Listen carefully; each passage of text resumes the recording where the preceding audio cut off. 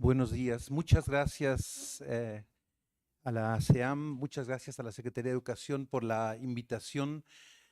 Agradezco las palabras introductorias de la maestra Lilian, también las palabras del maestro Alejandro. Muchas gracias por nuestro anfitrión, el doctor Francisco Javier, y también quisiera agradecer el acompañamiento y la preparación que me brindó la doctora Claudia Méndez Alarcón. Muchas gracias. Hoy en día nos encontramos aquí precisamente porque la nueva escuela mexicana es parte de un movimiento de cambio, de un movimiento de transformación profunda de las instituciones escolares y junto con las instituciones escolares también de la propia función, de la propia formación docente.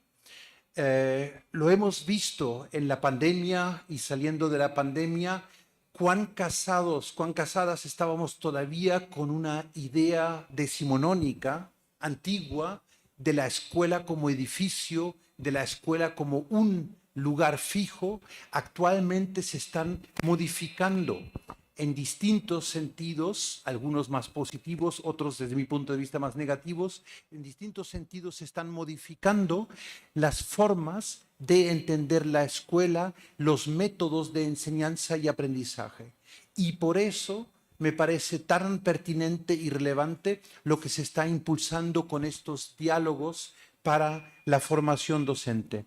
Antes de comenzar, quisiera mencionar que lo que hoy les expongo no es fruto únicamente de experiencias o reflexiones mías en lo individual, sino que forman parte de un trabajo colectivo que estamos realizando desde hace ya algunos años en el Instituto de Investigaciones en Educación, aquí casi al lado en Arcosur, en el Cuerpo Académico de Estudios Interculturales y siempre en estrecha colaboración con la Universidad Veracruzana Intercultural, pero también con actividades formativas que coordinamos junto con la Dirección de Educación Normal y con otras instituciones, ¿no? Entonces, en ese sentido, también estoy muy contento de volver aquí a la Normal Superior Veracruzana Suárez Trujillo, donde hemos participado en varios eventos que tenían que ver con la formación de formadores, la formación de formadoras.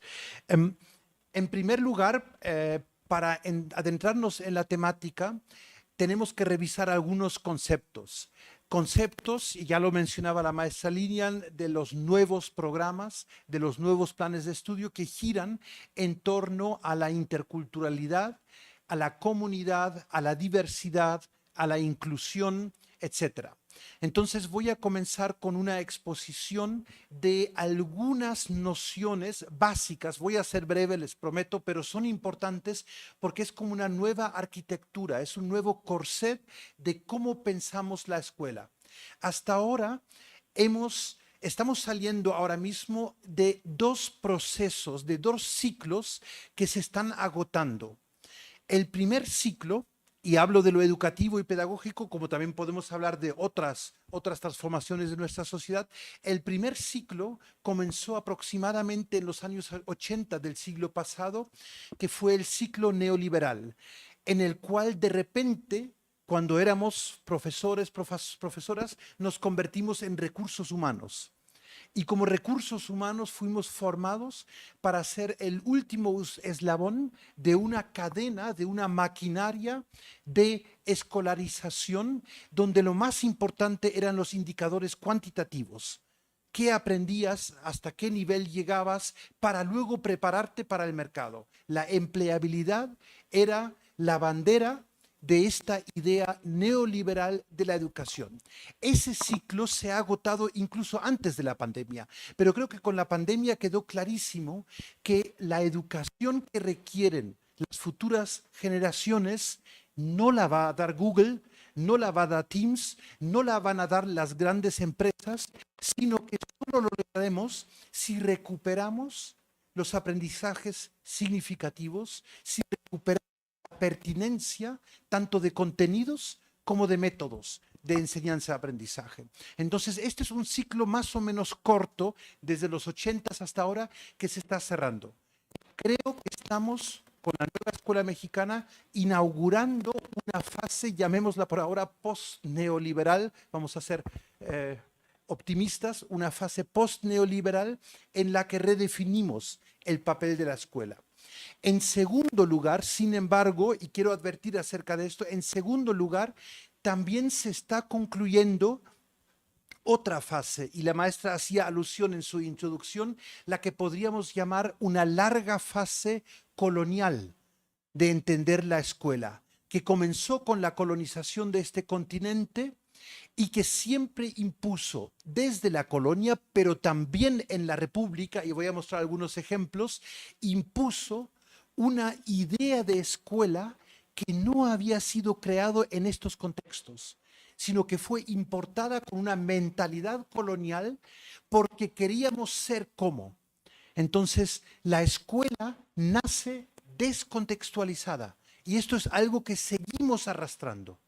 Tal como yo leo las nuevas políticas de la nueva escuela mexicana, hay aquí un importante intento de recontextualizar, de echar raíces, de que la escuela se comience a pensar desde abajo hacia arriba, como siempre debería haber sido, pero que no llegó de esa manera. Llegó siempre desde arriba hacia abajo.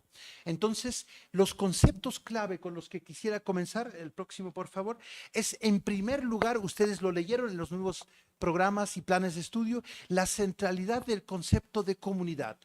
Y ahí hubo muchísima crítica enseguida que cómo va a ser posible que todos ahora aprendamos como las comunidades indígenas y como si la comunidad indígena fuera el único modelo educativo. Nadie ha dicho eso. Hay tres nociones diferentes de comunidad que se están mezclando.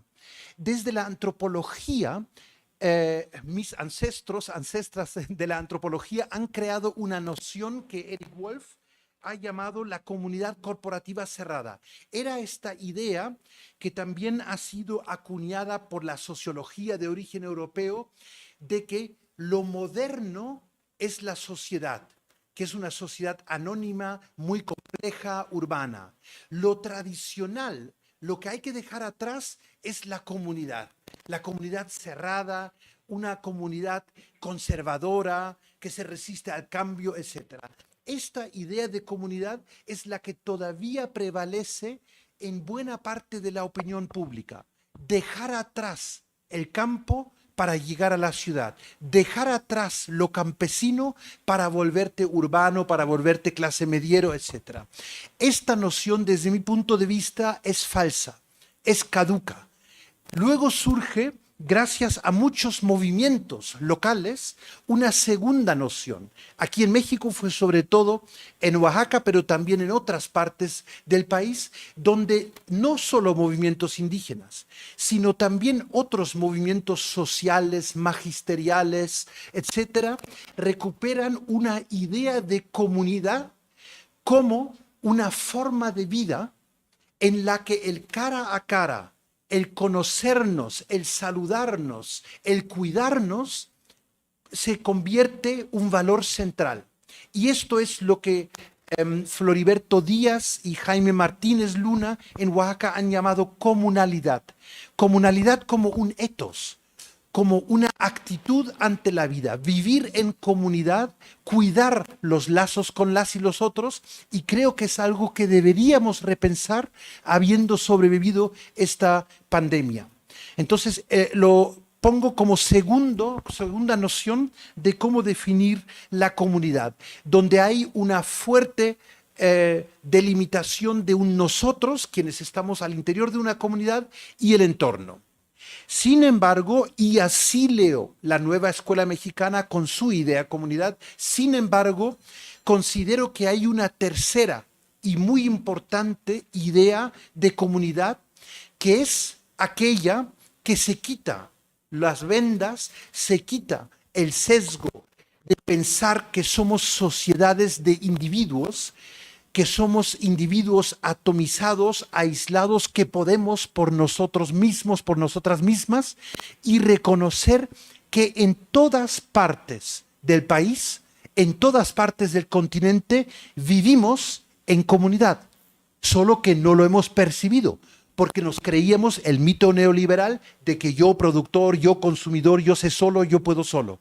Entonces, recuperar esta idea de que la sociedad hoy en día, Manuel Castells lo llamó la sociedad red, es una sociedad compuesta de redes de comunidades. Y eso no nos vuelve rurales, eso no nos vuelve campesinos automáticamente, sino que las formas de socialización que requerimos para sobrevivir como especie, el colapso climático, el colapso ambiental, son formas de sociabilidad comunal, de cuidado de los lazos locales. Entonces, la primera idea que quisiera lanzar es que la comunidad es una forma de organización social para el conjunto de la sociedad. Obviamente, en la Sierra de Songolica, la comunidad funcionará de una manera distinta que en el barrio X de la ciudad de Jalapa. El grado de anonimato, las formas de interacción son muy diferentes, pero en muchas ciudades del mundo hay movimientos agroecológicos, hay movimientos de recuperar el espacio público, pero no para tener una plaza inerme muerta, sino para ahí poder plantar, para ahí poder tener alimentos. Ustedes saben que con el colapso que viene encima, los citadinos somos el problema porque no producimos nada en el sentido material. Producimos ideas, producimos algo para consumir, pero para la reproducción de la vida no contribuimos. Entonces, la idea de comunidad como un conjunto de pequeños grupos que se enredan con otros grupos para intercambiarse, esta idea de comunidad que nos parece súper necesaria para el conjunto de la humanidad, esta idea la tenemos que transmitir intergeneracionalmente, porque la hemos perdido. Porque la escuela neoliberal nos ha enseñado que lo importante es la competitividad, la empleabilidad, el convertirte en un recurso humano para que tu currículum venda, para que tú puedas venderte en. Y ahora estamos de alguna manera recuperando esos lazos locales para un intercambio con el otro, con la otra. La pandemia, ustedes lo recordarán, nos ha dado muchas bofetadas y una de ellas fue que no tiene sentido cuidarme yo solo al interior de mi familia si ahí afuera está la pandemia. Tengo que cuidar a mi vecina, tengo que cuidar a mi vecino para que en conjunto podamos sanar como comunidad, como vecindad, como localidad y paulatinamente como sociedad. Creo que en una situación, independientemente de la pandemia, una situación en la que vivimos en un país como México, con la violencia que estamos sufriendo, el sanarnos en comunidad, el reenlazarnos en comunidad es algo sumamente importante para una cultura de paz, para una cultura del cuidado del otro, de la otra. Y por eso tomo como primer punto de partida esta noción. La segunda idea, la segunda noción es la de diversidad. Ya se mencionaba en los documentos que aquí anteriores que hemos estado engañados, viviendo engañados, pensando que la sociedad es homogénea, que la sociedad es igualitaria, que todos somos más o menos de clase media urbana, que todos desayunamos X cosa por la mañana antes de ir a trabajar, que nuestros alumnos, nuestras alumnas en la escuela han desayunado, que tienen en su casa un sistema de apoyo, y nos hemos dado cuenta que eso es falso. Entonces lo que tenemos que reconocer es que nuestras sociedades son internamente diversas. Y para eso se ha trabajado con tres ideas o tres paradigmas, podríamos decir.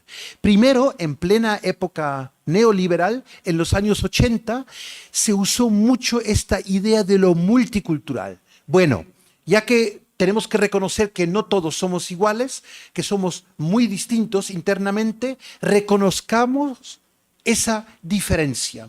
Eso es lo que se ha llamado multiculturalismo, una idea un tanto estática, como sacar una foto de la sociedad. Somos tan distintos y qué bonito que seamos tan distintos.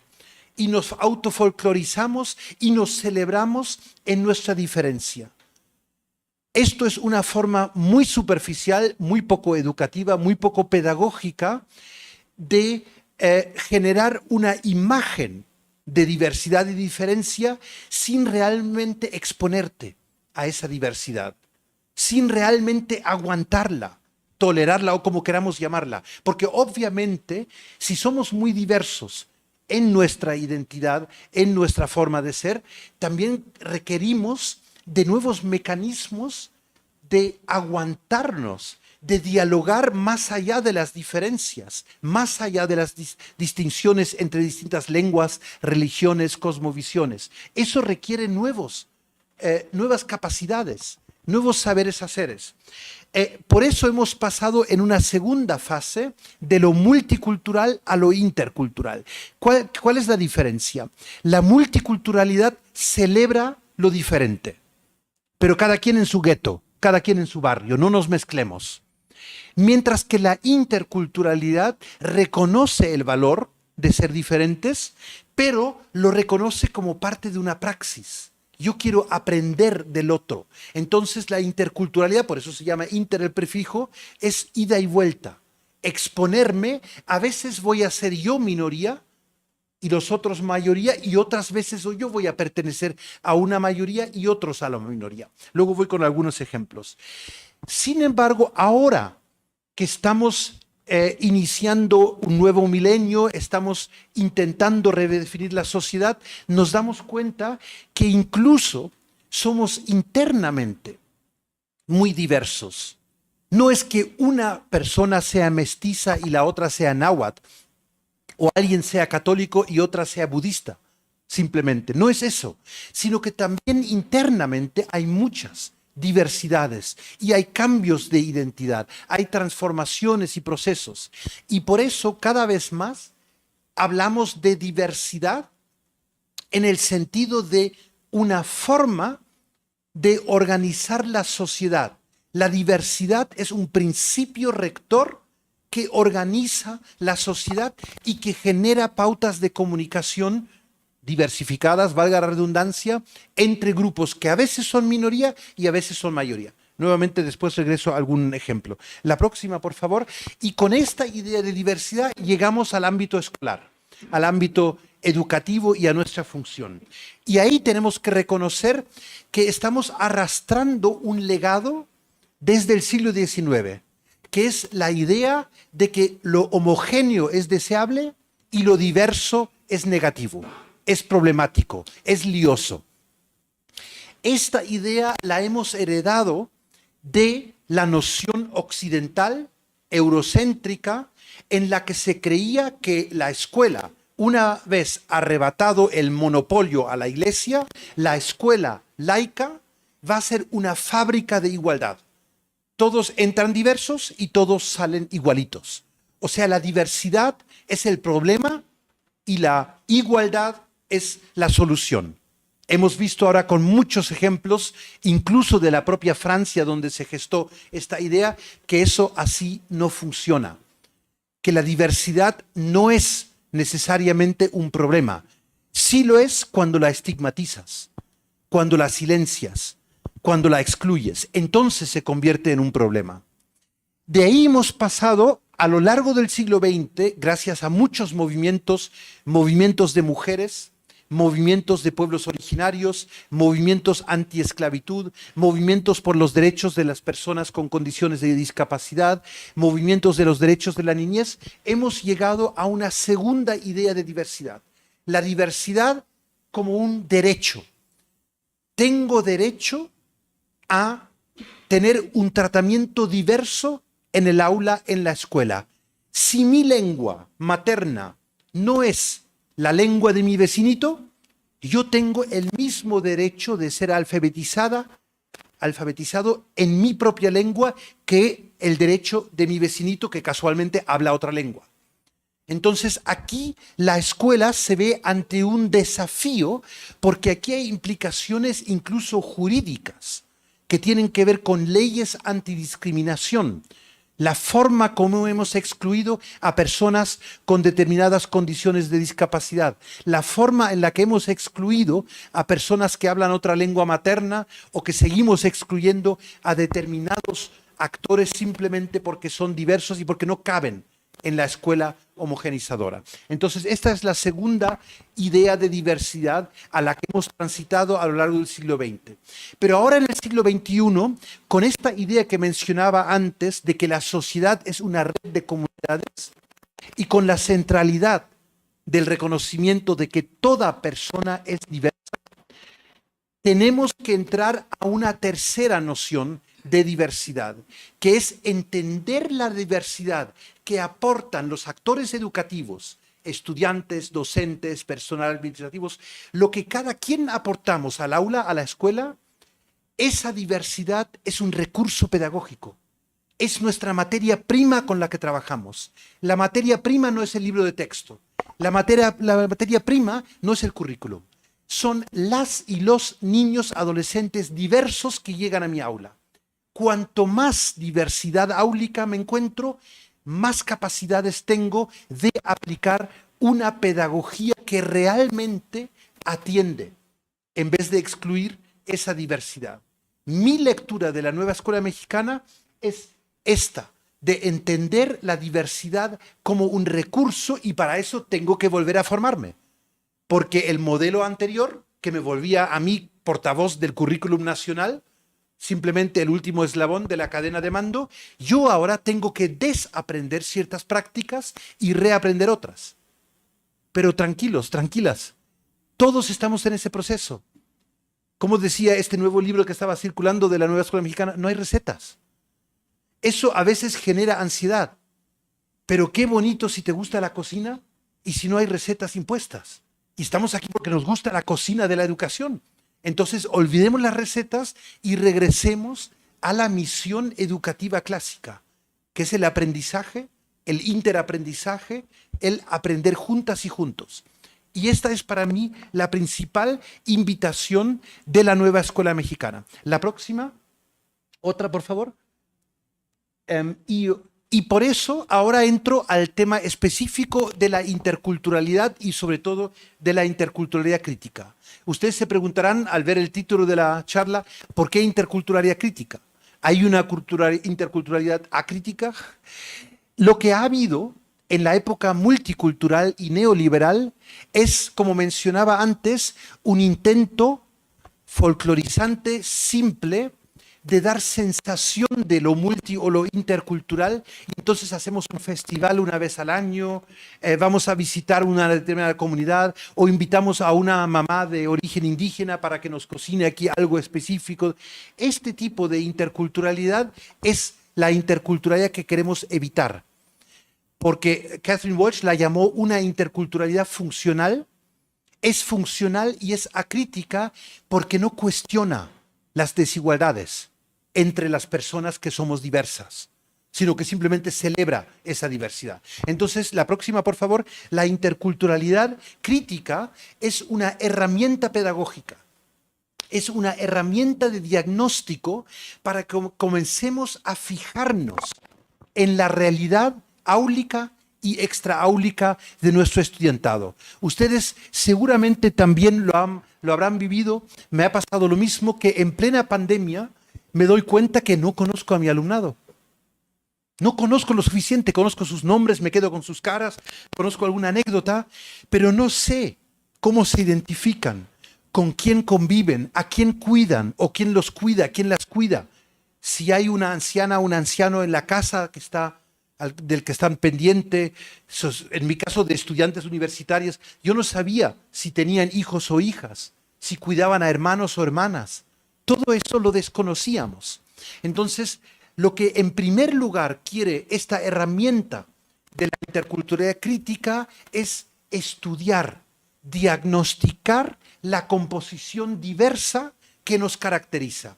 Y eso significa no solamente buscar al indígena, ni mucho menos, sino reconocer que los grupos en los que vivimos, las comunidades en las que nos organizamos, tienen distintas fuentes de identidad. Entonces, por eso vamos a ir en busca de esas comunidades que ya no son esas comunidades imaginadas, sino una comunidad real, que llega a través de una niña, a través de un niño a mi aula. Y pueden ser testigos de Jehová, pueden ser náhuatl hablantes, pueden ser personas trans, etcétera, etcétera. Esa es la diversidad con la que vamos a contar, queramos o no, al interior de nuestra sociedad. Y para eso tenemos que analizar críticamente, por eso el adjetivo, tenemos que analizar críticamente cómo se relacionan esos grupos con el conjunto de la sociedad. ¿Son visibilizados o son invisibilizados? ¿Son incluidos o son excluidos? Porque eso tiene consecuencias pedagógicas, incluso didácticas. El que no te hagan caso, el que tú no valgas nada en el aula, como a menudo hemos hecho, y reconozcámoslo. Llega un niño indígena y solo le hablo en mi lengua. Con eso le estoy diciendo, tu lengua no sirve pedagógicamente. Académicamente no sirve. Puedes hablar tu lengua afuera, pero aquí no. Ese tipo de procesos de silenciamiento y exclusión generan consecuencias educativas, generan fracasos de aprendizaje y además generan algo que epistémicamente tiene consecuencias. Porque esa niña, ese niño luego le va a decir a su abuela, tu lengua no es la que sirve, ya no me la transmitas, yo necesito esta otra lengua. Es solo como un ejemplo. La próxima, por favor.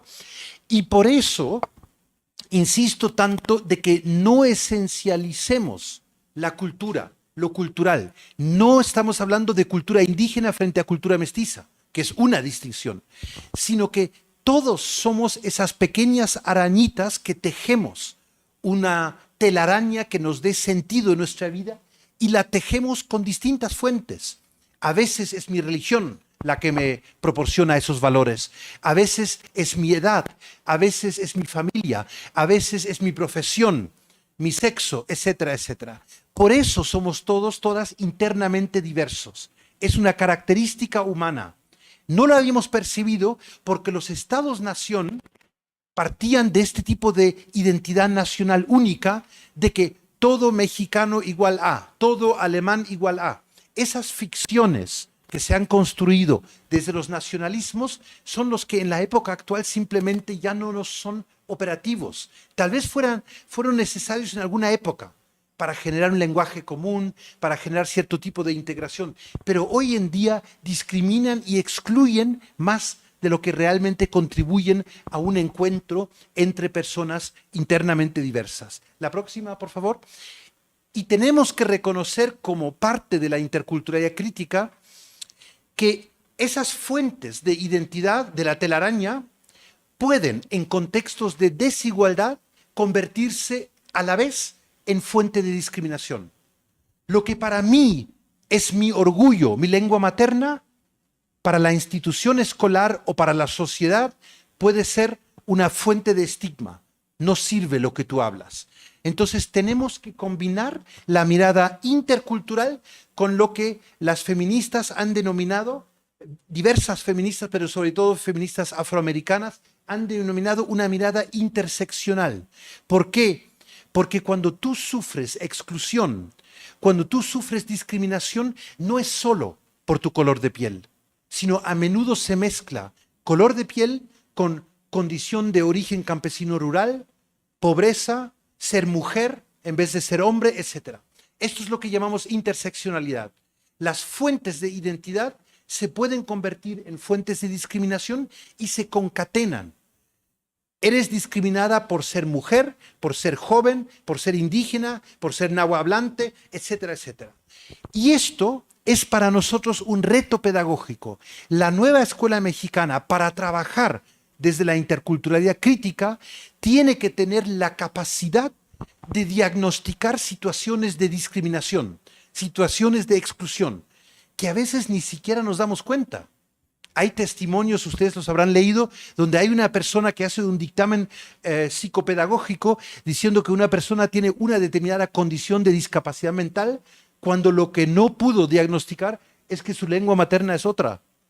Y simplemente estaba tratando desde el monolingüismo en castellano algo que no se podía comunicar de esa manera. Entonces hay un sinfín de terribles diagnósticos equivocados simplemente porque nos faltaban los recursos, los métodos para realmente estudiar el entorno en el que trabajamos desde la docencia. La próxima, por favor.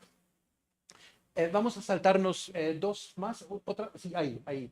Esto significa que en el ámbito educativo escolar específico, mi tarea como docente ya no es la de bajar contenidos de un determinado currículum nacional, sino yo tengo En cada momento, en cada contexto en el que trabajo, tengo que codiseñar, tengo que entretejer contenidos dados con contenidos emergentes, métodos propuestos con métodos que yo sé por mi conocimiento de las comunidades en las que vivo y trabajo que funcionan mejor o peor. Por eso es tan importante esa mirada investigadora, indagadora, exploratoria, como parte de mi función sustantiva como docente. Esto significa una mayor formación docente en estos ámbitos. Son tareas que antes no se nos pedían porque se creía que simplemente se trataba de imponer un determinado contenido de forma homogénea. La próxima, por favor. Esto es la parte que quería mostrar sobre interculturalidad crítica. Pero creo que la interculturalidad crítica en la nueva escuela mexicana necesita un paso más, que es la que llamaría la interculturalidad transformadora, lo que aquí llamo interculturalismo. Interculturalidad como una herramienta de análisis y interculturalismo o interculturalidad transformadora como una estrategia político-pedagógica para transformar nuestra sociedad a partir de lo poco que podemos contribuir transformando el aula, transformando las prácticas docentes y discentes al interior de nuestras escuelas.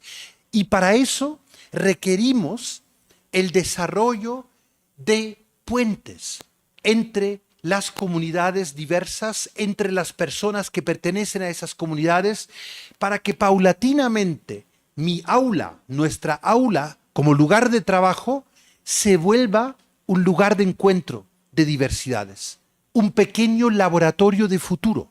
Sabemos que estas niñas, estos niños, se enfrentarán muchísima discriminación, muchísima exclusión fuera. Eso lo sabemos porque sabemos cómo funciona la sociedad. Pero frente a ese mundo exterior, podemos comenzar a sembrar al interior del aula. Podemos generar un ambiente, un laboratorio en el que sí se permita salir del closet, con perdón de la expresión, de una forma que todavía no te atreves fuera. Habla tu lengua, pronuncia tus saberes, aporta tu biografía, tu narración, tu experiencia, cuéntame de tus abuelas y abuelos aquí, en el aula de ciencias, en el aula de etcétera, etcétera, los campos formativos que sean. Porque aquí necesitamos tu contribución. Entonces el interculturalismo es transformador porque de repente tambalea las jerarquías entre saberes escritos, saberes orales, saberes académicos, saberes vivenciales, entre lo comunitario y lo libresco, lo que viene de la academia y lo que viene del mundo de vida del niño o de la niña. Nuestra tarea entonces consiste en generar y mantener esos puentes que sabemos que fuera todavía no existen, pero nuestra tarea transformadora es esa, impulsar pequeñas semillas, esperanzas, para que esa niña, ese niño salga con la autoestima suficiente de poder creer en su familia, en sus ancestros, en su comunidad, en su localidad, y no salir de la escuela como muchos hemos salido avergonzándonos de nuestras raíces, avergonzándonos de nuestro contexto de origen, intentando emular, copiar el ser urbanita, el ser clase mediero, el actuar como si ya soy moderno, como si ya soy civilizado, etcétera. Todo este tipo de mitologías que nos metieron en la cabeza. El próximo, por favor. Y esto significa que tenemos que transitar hacia otras formas de enseñanza-aprendizaje. La próxima. Voy a regresar a ese punto más tarde. Y eso también significa que tengo que trabajar conscientemente con las desigualdades que atraviesan mi comunidad, que atraviesan mi vecindad y que atraviesan mi práctica profesional docente. Tengo que ser consciente y volvernos como colectivo docente conscientes de esas desigualdades. Tenemos que descolonizarnos a nosotros mismos, a nosotras mismas, de esas prácticas. Nos reímos muchos con los memes sobre las nuevas funciones del Consejo Técnico Escolar. Y podemos reírnos, por supuesto, pero demuestra cuán colonizados estamos. El hecho mismo que el Consejo Técnico Escolar lo imponga la SEP desde arriba, en un determinado día. Y se acuerdan, ahora ya no tanto, pero al inicio hasta nos decían de las 9 hasta las 9:15, desde Tijuana hasta Campeche van a estar trabajando este PowerPoint. Después ponen el video con Esteban Moctezuma. Después, ¿cómo vamos a empoderar docentes de una manera conductista? Entonces, tenemos, y no solo critico la SEP, mirémonos el espejo. Es tan fácil que te den el orden del día y te digan, pues esto es lo que hay que hacer, y es tan difícil decir, no, vamos a encontrarnos. Somos una comunidad escolar. ¿Cuáles son las prioridades? ¿Por dónde comenzamos? ¿Cuál es el orden del día? Obviamente el orden del día de hoy, aquí, ahora no tiene que ser el mismo que el de Sinaloa, no tiene que ser el mismo de la Ciudad de México, ¿no? Entonces descolonicémonos también en nuestras prácticas. La próxima, por favor. Ahora, ¿qué significa esto en cuanto a las pedagogías que queremos que comiencen a vertebrar la nueva escuela mexicana? La próxima. En primer lugar, tenemos que recuperar una antigua idea freiriana de que todo lo pedagógico es político y todo lo político es pedagógico. Se ha criticado a la nueva escuela mexicana de que está ideologizando los libros de texto, que está ideologizando la juventud, la niñez. Vamos a ver, el neoliberalismo, ¿qué hizo? El vendernos la idea de que somos mercancía vendible en el mercado, ¿eso es neutro? ¿Eso es una idea objetiva? Obviamente, toda pedagogía tiene detrás ciertos valores hacia dónde quieres educar. Entonces, lo que estamos intentando es quitarnos el legado tanto neoliberal como el colonial de los dos ciclos que hablaba al inicio y apostar por una pedagogía que transforme, por una pedagogía que empodere a quienes no tienen el poder hoy en día, por una pedagogía que recupere la diversidad de culturas y el diálogo entre esos diferentes grupos, entre esas distintas comunidades. Eso significa posicionarnos, recordar que llegamos por distintos motivos a esta linda profesión, pero que cuando estamos en esta profesión, estamos posicionados. Queremos contribuir a ciertas transformaciones porque no estamos de acuerdo con el status quo, con cómo está estructurada la sociedad, las desigualdades realmente existentes. Entonces, explicitemos eso. La próxima, por favor. En segundo lugar, esto significa que la interculturalidad crítica aplicada al aula no puede convertirse simplemente en una materia más. Eso siempre se ha intentado cuando hay algo nuevo, inclusión, equidad de género, lo hacemos una materia en la normal, etcétera, y con eso ya... No. Se trata, como eje articulador, como le dice la nueva escuela mexicana, se trata de incluirlo en todos los ámbitos de nuestro quehacer docente. Tiene implicaciones metodológicas. Tenemos que dar un giro de lo deductivo a lo inductivo, del manual de recetas a la experiencia vivida. Eso es un giro metodológico importante. Eso significa volver a tener confianza en nosotras mismas, en nosotros mismos. Y lo digo en términos generales, cada quien sufre de alguna forma lo que hemos vivido como profesión docente en las últimas reformas que ha habido. Y no lo digo a nivel México, ha ocurrido a nivel mundial. Alguien lo llamó el intento de hacer un apagón pedagógico. Esta idea promovida por Google y otras empresas, de que no se necesita la pedagogía, no se necesita la escuela. Inscríbanse en nuestras plataformas y le damos un curso y con eso ya te vas al mercado laboral, ¿no? O sea, el neoliberalismo tenía el mensaje de que cualquiera puede ser pedagogo. ¿Recuerdan? ¿No? Hasta creo que Peña Nieto lo dijo más o menos literalmente así. No, tenemos que recuperar la profesionalidad de la labor docente, pero recuperarla en serio como adultas y adultos que somos, y no esperando que el programa sintético lo resuelva todo. No, es nuestra labor de darle sentido a esos programas que alguien desde arriba se inventó y que ahora yo voy a codiseñar convirtiéndolo paulatinamente en, como lo llaman, un programa analítico. Entonces, eso significa que necesitamos modificar contenidos educativos. No es posible estandarizar el qué se tiene que aprender en un país mega diverso como México. Ni siquiera es deseable, porque los contextos son tan diferentes. Las formas de cómo enseño, más verbales, más escritas, más orales, más audiovisuales, dependerán de mi grupo, dependerán del contexto. Con cierto tipo de estudiantado puedo trabajar de manera memorística, con otro tipo de estudiantado no.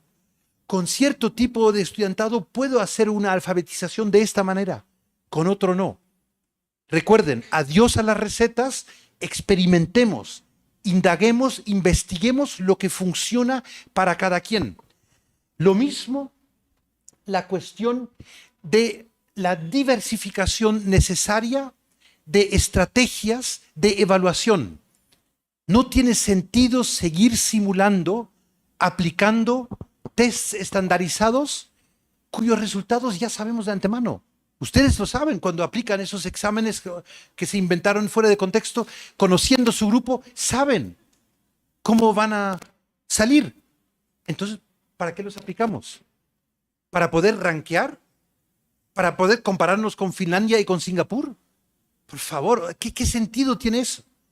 Entonces, mejor transitemos a formas de evaluación formativa, procesual, donde el camino es el objetivo y no solo el llegar a tal puntaje. Comparar ex ante, ex post. ¿Qué ha aprendido fulanito, fulanita en este trimestre en comparación a donde estaba antes? Pero no en comparación al niño del otro barrio, de la otra escuela. O sea, no tiene sentido.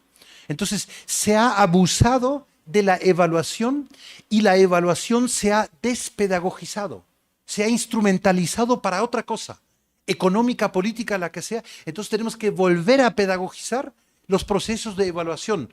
Tal como yo la leo, la nueva escuela mexicana no está en contra de la evaluación, pero una evaluación con sentido y una evaluación que a mí como docente me genere recursos, ideas, instrumentos. Ah, claro, aquí esto no se entendió, aquí tengo que...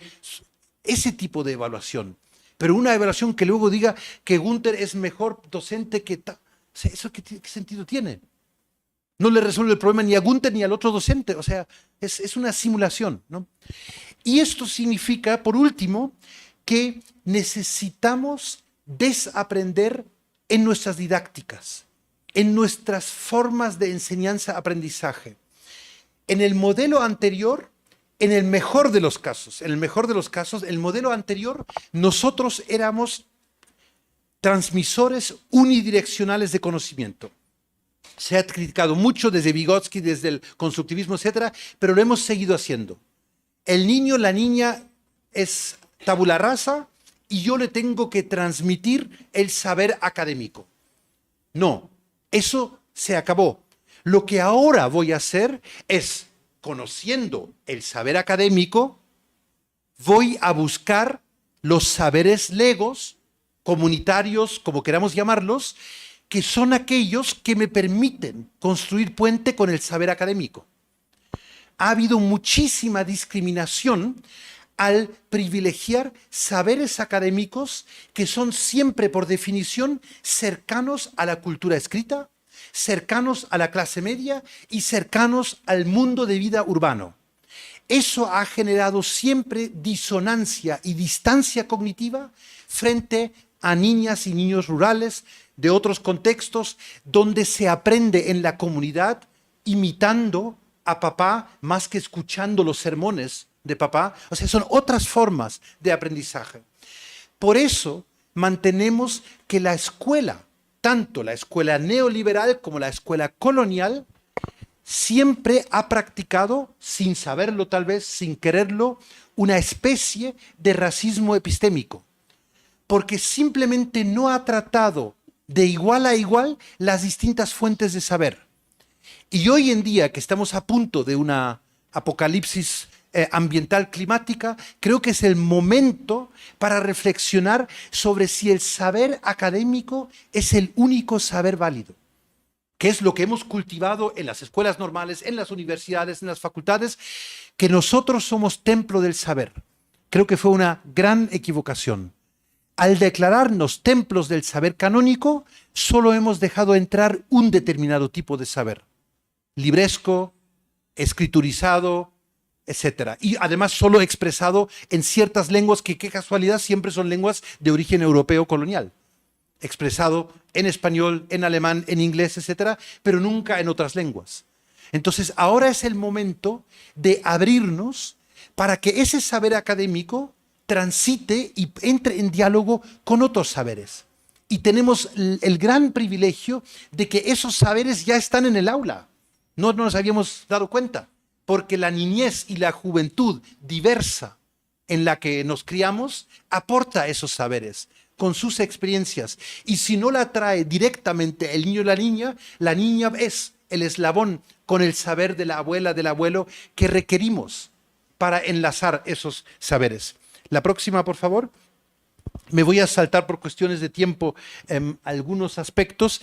Obviamente, esto significa que nuestros métodos de trabajo van a cambiar. Trabajaremos en comunidades de aprendizaje, sabiendo que la comunidad escolar no es la única comunidad de aprendizaje. Hay muchas comunidades de aprendizaje allá afuera, de las profesiones, de los barrios, etcétera, incluso de los distintos grupos confesionales, etcétera. Cada quien vive en sus comunidades. Entonces, nuestro papel ahora ya no es el de decir esto es válido y esto no es válido, sino nuestro papel es el de traducir entre saberes más académicos occidentales y saberes más vivenciales que provienen de otros ámbitos. Por eso, nuestra tarea no es enciclopedista. Nuestra tarea no es simular que yo lo sé todo. Eso siempre ha sido una mentira, ¿se acuerdan? Lo mal que uno lo pensaba cuando estaba frente al grupo y tenías que hacer como si tú lo supieras todo, y si el niño hace una pregunta rara, bueno, lo miro y mañana te digo. Dejemos de simular, seamos adultos. El saber es oblicuo hoy en día. El saber está en todos lados. Con mi pequeño cerebrito no puedo competir con lo que hay en Internet.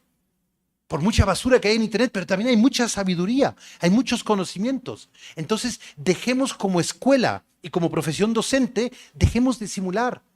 Este no es el templo del saber, este es el laboratorio intersaberes, que vincula diferentes saberes. Y eso no lo sabe hacer ni Google, ni YouTube, ni ningún otro recurso. Eso no lo sabe el algoritmo, porque se trata de relacionar un saber más vivencial con un saber más libresco.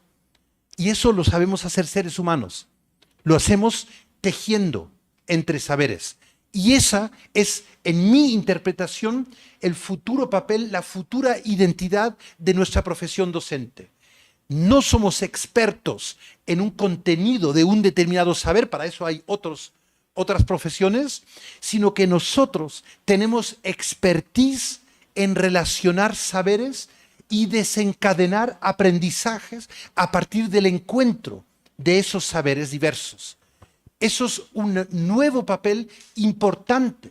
Muchos de ustedes ya lo han hecho.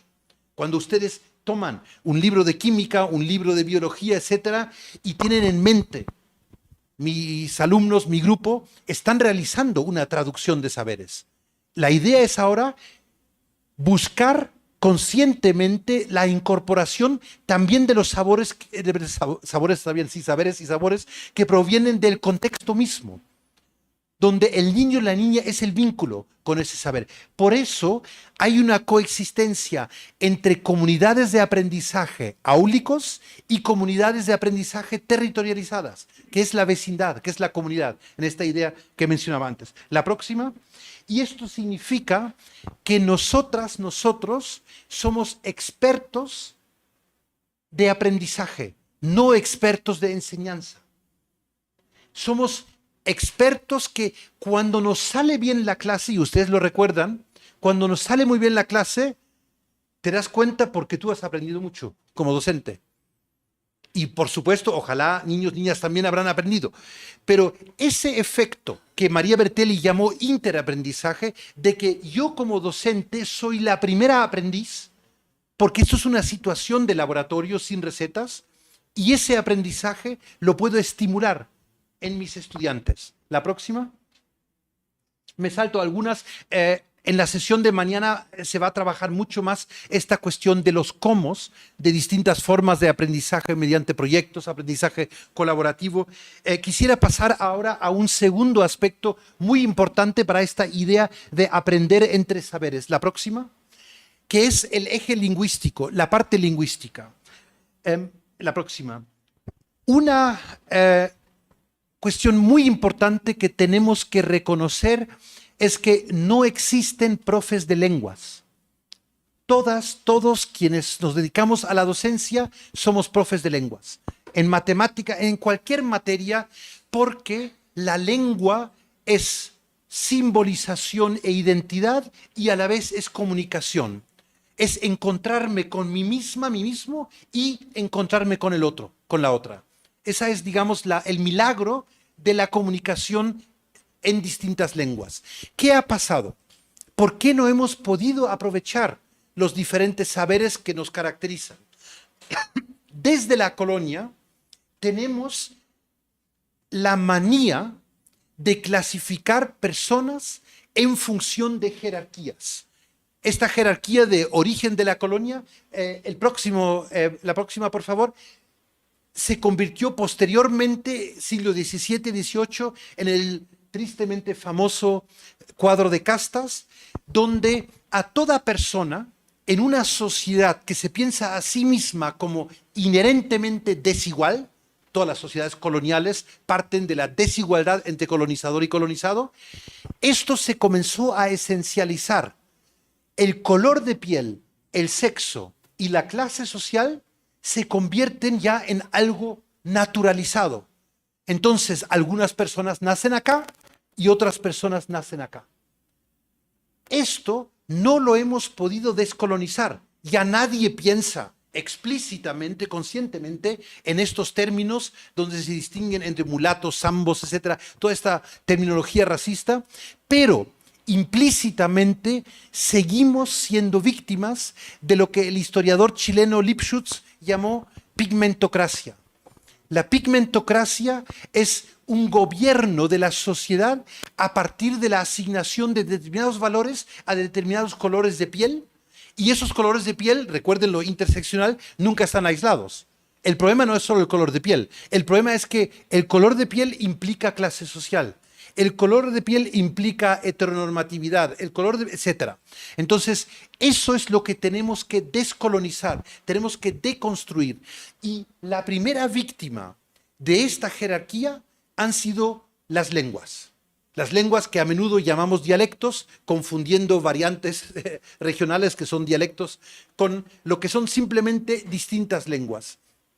Hoy sabemos de los estudios lingüísticos a nivel mundial que no hay lenguas más desarrolladas que otras, sino que las lenguas se diversifican según las exigencias y necesidades de sus hablantes. La colonia lo que ha hecho, y la república no lo ha cambiado, es encerrar determinados grupos en localidades, en las regiones de refugio, como las llamaba Aguirre Beltrán, y obviamente sus lenguas tienen una gran riqueza relacionada con el mundo natural y con el mundo campesino. Pero hablar en esas lenguas sobre astrofísica es un poco difícil hoy en día. No porque el náhuatl o el popoluca no lo permita, sino porque artificialmente y desde la escuela se ha excluido. Y yo hablo mi lengua materna, el alemán, hasta el siglo XV-XVI, era una lengua oral de campesinos en la que prácticamente no se podía decir nada civilizado, tenías que cambiar al latín o al francés. Pero después, por ciertos movimientos de determinados grupos, se convirtió en una lengua letrada. Y esto es lo que hoy en día estamos presenciando con todas las lenguas originarias en las Américas, y que la escuela no se puede quedar atrás. No tiene ningún sentido pensar que la educación intercultural bilingüe es para los pueblos originarios, si son recursos de toda la sociedad. Entonces, no hay que segmentar, no hay que segregar como se intentó, dando concesiones a un currículum bilingüe en determinados contextos para que el resto se mantenga de forma monolingüe. La próxima. ¿Qué ha pasado con esas lenguas? Desde los años 30 del siglo pasado hasta la fecha, y esto se mantiene hoy en día, la hoy llamada educación intercultural bilingüe tiene un fuerte sesgo en el cual se privilegia una lengua, la lengua nacional, y se prepara al estudiantado para que acceda a esa lengua desde su lengua materna, lo cual es lingüísticamente correcto, pero dándole señales de que su lengua materna solo sirve para eso, para aprender a leer y escribir, y olvídate. Entonces, vean ustedes cartillas de los años 60 de la propia Secretaría de Educación Pública, en este caso en Michoacán, con la lengua purépecha, donde se utiliza el puré, la lengua purépecha, con contenidos que no son puré, porque eso no existía en la meseta purépecha en esa época. La próxima, por favor. Lo mismo la visita del médico, la cama, etc. Todos los contenidos son mestizocéntricos, son urbanocéntricos. Entonces, con una educación bilingüe sustitutiva, transitoria, logras que el niño o la niña tenga la conciencia de que yo sí sé hablar otra lengua, pero esa lengua no me sirve. No me sirve para aprender en la escuela. Entonces, esa niña, ese niño, saliendo de esta escuela, es la que le dio el mensaje a sus propios hijos, intergeneracionalmente, de que olvídate de la lengua, no sirve para nada. Entonces, las lenguas no se pierdan, las lenguas se asesinan. Y la principal asesina de las lenguas, aparte de los medios de comunicación masivos, con perdón, es la escuela. Porque no ha generado espacios plurilingües, porque no ha dado lugar a otra lengua. La próxima, por favor.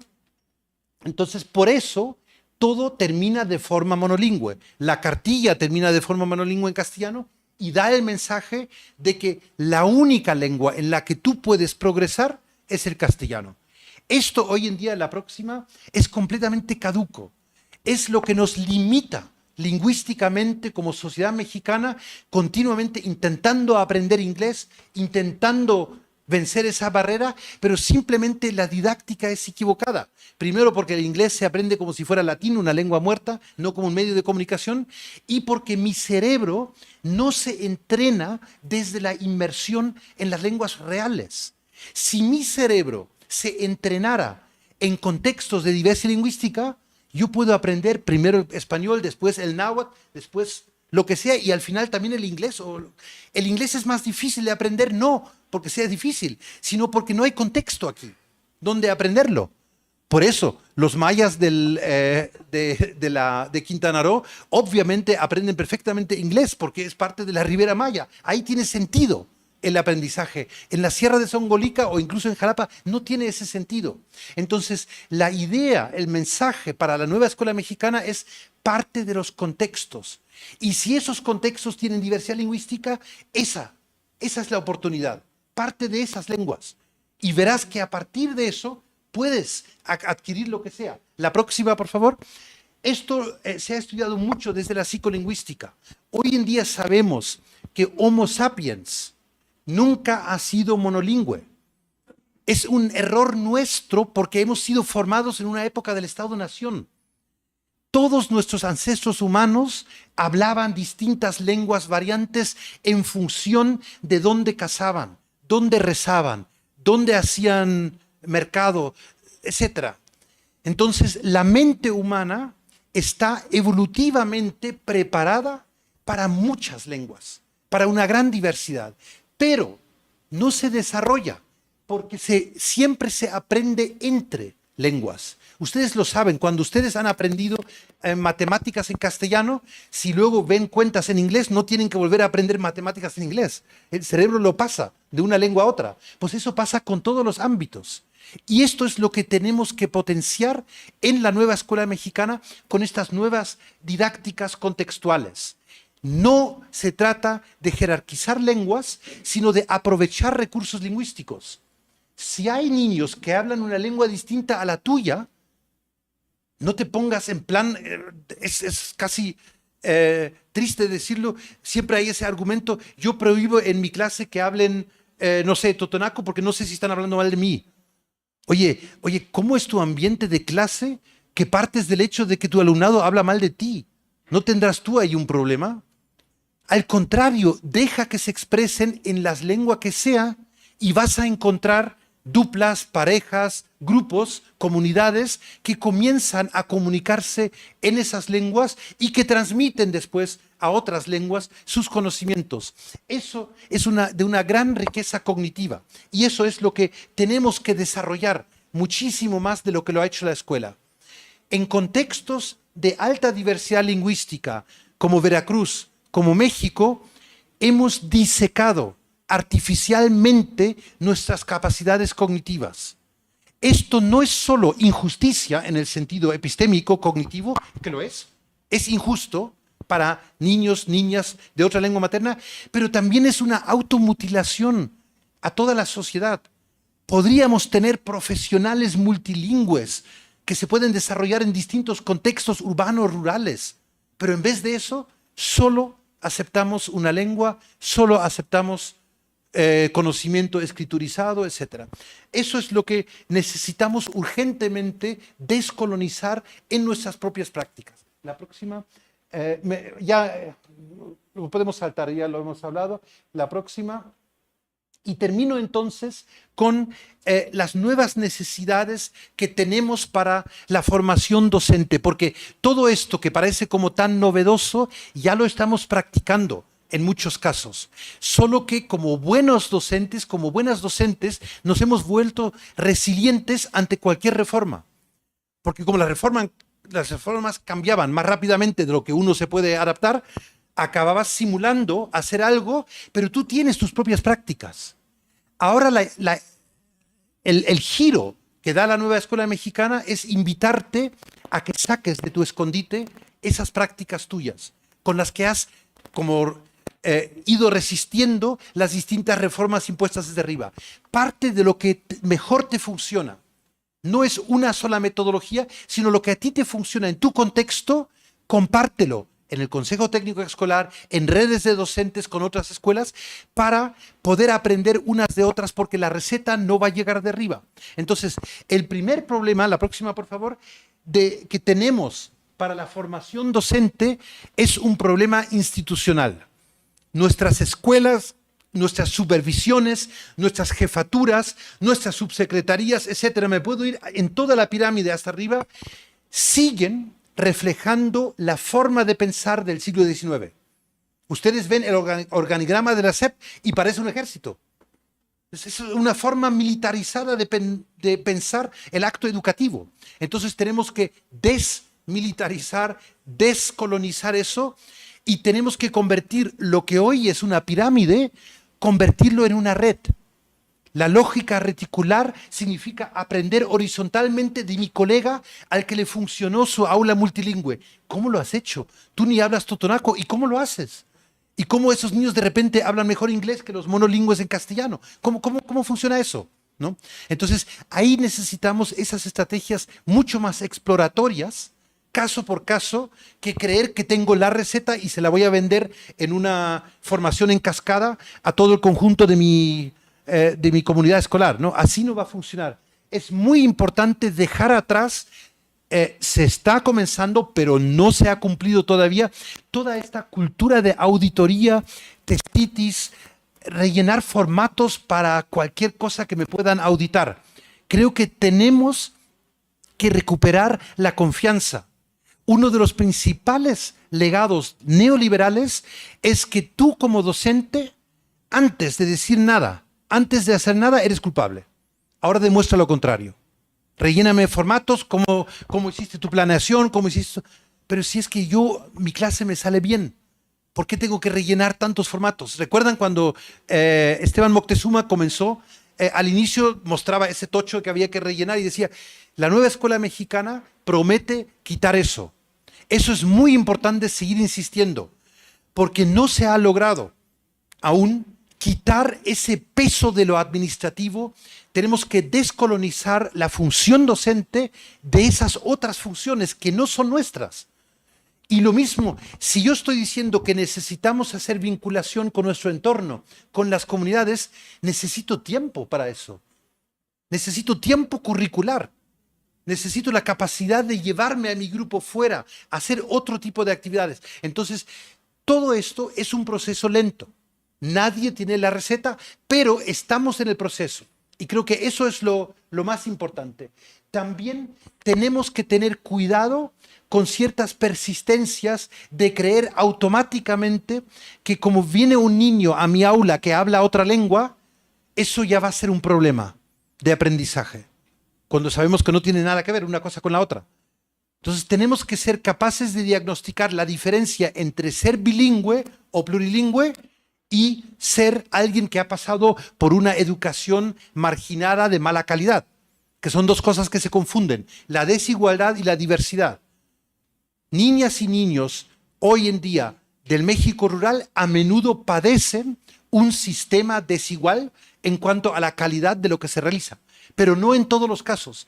Tenemos muchos ejemplos de aulas multilingües o incluso de multigrado, donde hay excelentes experiencias de aprendizaje, muy novedosas, pero como están ahí perdidos en la sierra, nadie se da cuenta, ¿no? Entonces, termino por eso, la próxima y una más, termino la última. Por eso, nuestra función docente en el futuro ya no puede ser la docencia clásica, ya lo mencioné varias veces, sino que nuestra función docente ahora complementa lo que es la docencia áulica con otras funciones. Y necesitamos, desde las escuelas formadoras de docentes, formación inicial, pero también desde la formación continua, ofrecer oportunidades, tiempos, espacios para la investigación en el sentido no de investigación, no sé, cuantitativa o publicar en revistas, no me refiero a eso. Investigación en el sentido de investigar tu entorno, conocer tu grupo, conocer las historias, conocer los contextos. Y eso también implica una mayor vinculación.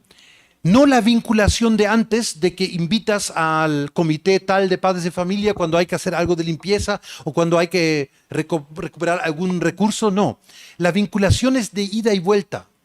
Dejar la puerta de la escuela abierta siempre para actores comunitarios. De la misma forma que yo no puedo saber todo sobre astrofísica, y si quiero hacer una clase sobre astrofísica, invito a alguien de no sé qué facultad, de la misma forma voy a invitar al huehuetlaca, a la sabia, a la partera, para el aula. Eso genera aprendizajes significativos, porque de repente el niño y la niña ve con sus propios ojos que su saber contextual es equiparable con el saber académico, que ahí hay un puente, y esos son puentes cognitivos, son puentes de aprendizaje. Creo que en el futuro nuestra profesión docente va a ser mucho más rica en este tipo de procesos y nosotros vamos a recordar estos años, cuando nos jubilemos, algunos antes, otros después, vamos a recordar estos años como los años bisagra, cuando por fin dejamos de jugar a una escuela que no existe y comenzamos a abrir los ojos y los sentidos para aterrizar en la escuela realmente existente. Trabajar con niñas y niños que realmente existen en condiciones de fuerte desigualdad, de mucha discriminación, pero a quienes tenemos que preparar como un pequeño laboratorio para la vida afuera. Muchas gracias, profesor.